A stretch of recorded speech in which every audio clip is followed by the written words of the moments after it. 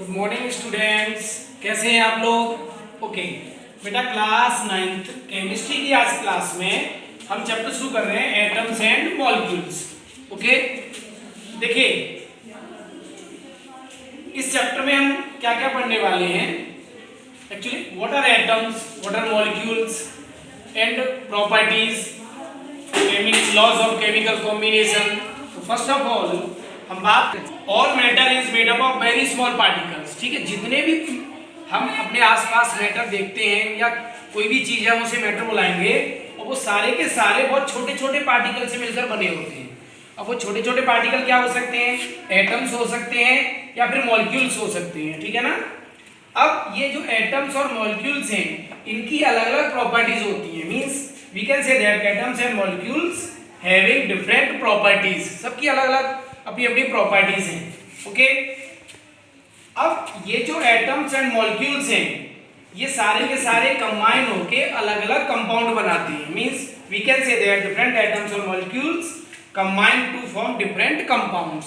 Means जितने भी atoms या मॉलिक्यूल्स हैं वो अलग अलग कंपाउंड या मॉलिक्यूल से कंबाइन होंगे और कंबाइन होके बहुत अलग अलग टाइप के कंपाउंड्स बनाएंगे। ओके, तो यहाँ पर बात आती है कि किस तरीके से उनका केमिकल कॉम्बिनेशन होगा। तो यहाँ पर कुछ लॉज हैं, बात करेंगे लॉज ऑफ केमिकल कॉम्बिनेशन। तो सबसे पहला लॉ है law of conservation of mass. Law of conservation of मास। अब यहाँ से आप मास का मतलब समझ पा रहे हो। Mass means atomic mass, conservation means conserve करना। ठीक है ना।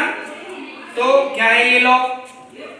लेवोसियर साइंटिस्ट थे, इन्होंने इस लॉ को दिया है इन 1774। ये डेट याद रखेंगे, बहुत बार पूछा जाता है ये, इसलिए आप इसे याद रखेंगे 1774 और गिवन बाय लेवोसियर। ठीक है। तो what is law of conservation of mass? Law in a chemical combination, in a chemical combination mass of reactants equal to mass of product। Okay, आप शॉर्ट में ऐसे आप याद कर सकते हो, लर्न कर सकते हो कि mass of reactants equal to mass of products in a chemical reaction. Okay, we can say that mass of reactants equal to mass of products in a chemical reaction. चलिए इसका एक एग्जांपल हम देख लेते हैं।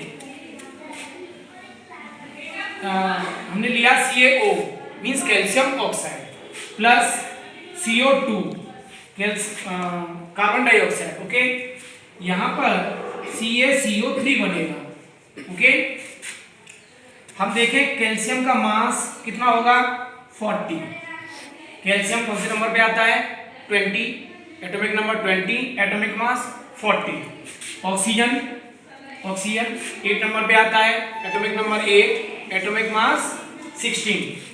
ओके, तो ये total हुआ 56। ठीक है। सी कार्बन की अगर हम बात करें तो कार्बन का 12 plus O2, 1 O atom, oxygen atom का यदि हम एटॉमिक मास की बात करें तो 16, और 16 इंटू 2 मीन्स 32। तो दिस इज 44। हम इसे ग्राम में ले लेते हैं।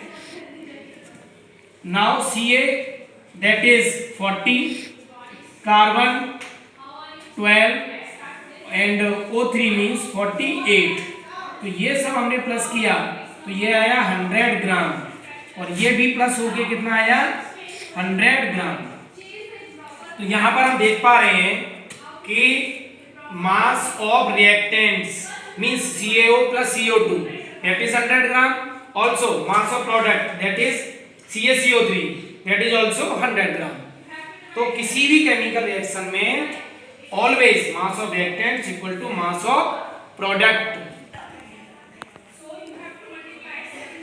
ओके स्टूडेंट्स, अब हम बात करेंगे लॉज ऑफ केमिकल कॉम्बिनेशन में second law, and that is law of constant proportion. Okay, given by Joseph Proust in 1779। याद रखेंगे आप, जैसे law of conservation of mass given by Lavoisier in 1774, exactly 5 years बाद, मतलब 1779 में जोसेफ प्रॉस्ट ने ये लॉ दिया, ठीक है। क्या कहता है ये law? In a chemical combination a chemical compound is always consist of elements combined together in same proportion by mass. Means आप इसे ऐसे समझ सकते हो कि let us an example of water H2O, okay. Here mass of hydrogen is 2 into 1 that is 2, okay. 2 you बोल सकते हो या 2 ग्राम ले लें हम यहाँ, और ऑक्सीजन का कितना होगा 16। यहाँ पर हम इन दोनों का रेशियो निकालें 2:16 दैट इज 1:8, ओके। इसका मतलब ये हुआ कि वाटर के एक मॉलिक्यूल में हाइड्रोजन और ऑक्सीजन का जो मास है दैट इज 1:8। अब आप वाटर आप कहीं से भी ले लो, चाहे वो किसी रिवर से ले लो, चाहे किसी पॉन्ड का वाटर ले लो, चाहे किसी बॉटल से वाटर ले लो, उसमें हाइड्रोजन और ऑक्सीजन का जो रेशियो होगा वो हमेशा 1:8 रहेगा, ओके। एक और एग्जांपल देखते हैं हमने ले लिया CO2।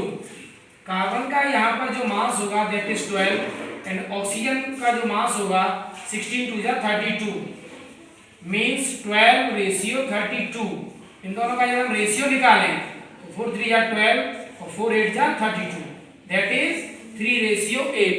Means in carbon dioxide molecule carbon and oxygen इस रेशियो में 3:8 और ये रेशियो फिक्स है। CO2 का कोई भी मॉलिक्यूल होगा उसमें कार्बन और ऑक्सीजन का रेशियो हमेशा 3:8 रहेगा। तो law of conservation of mass में हमने क्या सीखा? Mass of reactant equal to mass of product. और लॉ ऑफ कांस्टेंट प्रोपोर्शन में हमने क्या सीखा कि कोई भी मॉलिक्यूल होगा वो अपने फिक्स्ड एलिमेंट से मिलकर बना होगा और उन एलिमेंट्स का रेशियो भी हमेशा फिक्स होगा, ओके। Thank you.